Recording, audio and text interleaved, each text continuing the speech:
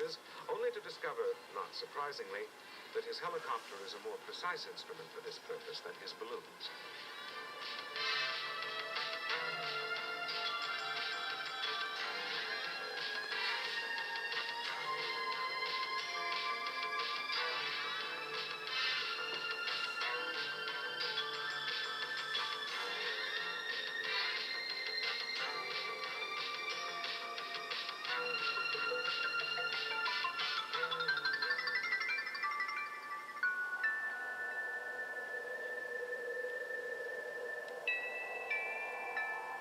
Delano was not.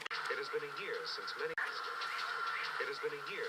of the team members have seen each other, and it has taken Delano all of that time to organize this expedition. The first task is to establish the expedition's base camp on top of the mountain.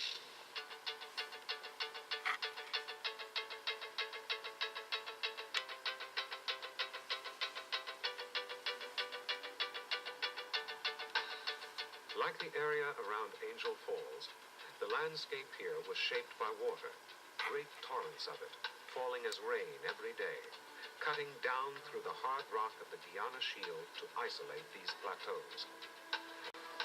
The expedition is fortunate enough to have found a campsite next to a small stream, and now Delano is eager to make a reconnaissance flight to the bottom of the hole.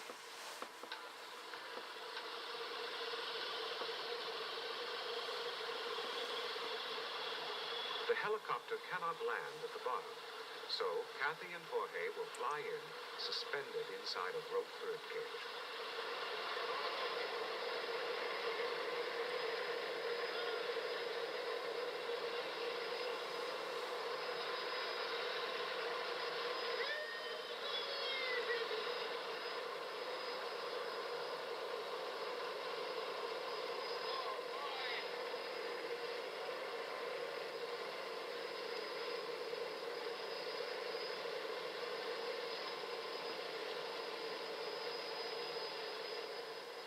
They pretend to be nonchalant, but Kathy's expression as they descend into the hole reveals a woman with her mind wonderfully focused.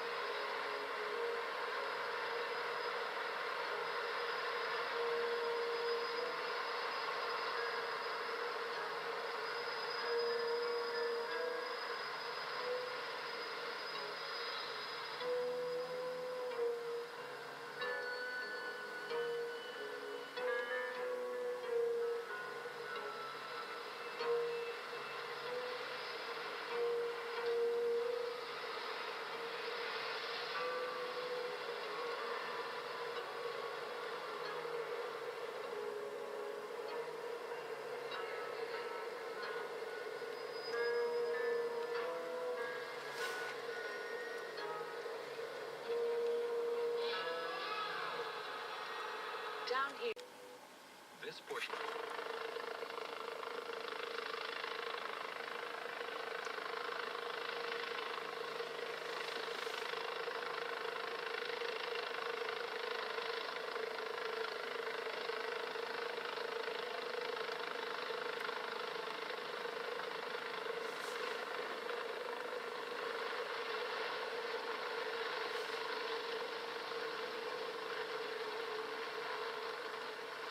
Once the gear and the equipment, everybody was in place to make the flight, then of course we had to rely on the experience of Brian and Kathy to get us out of the hole and to get us flying into the Sarisar area.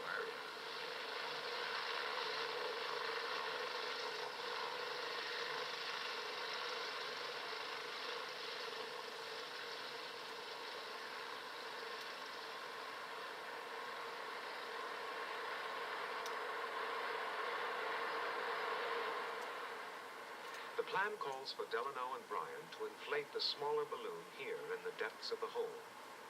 They will have to unroll the 80-foot envelope over the rough, uneven surface and keep it from being torn as it fills with air.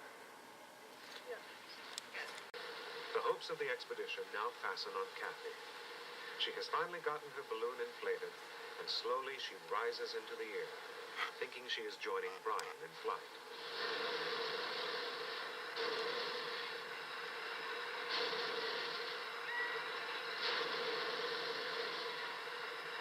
Exhausted from wrestling her balloon aloft, quickly she reviews her situation.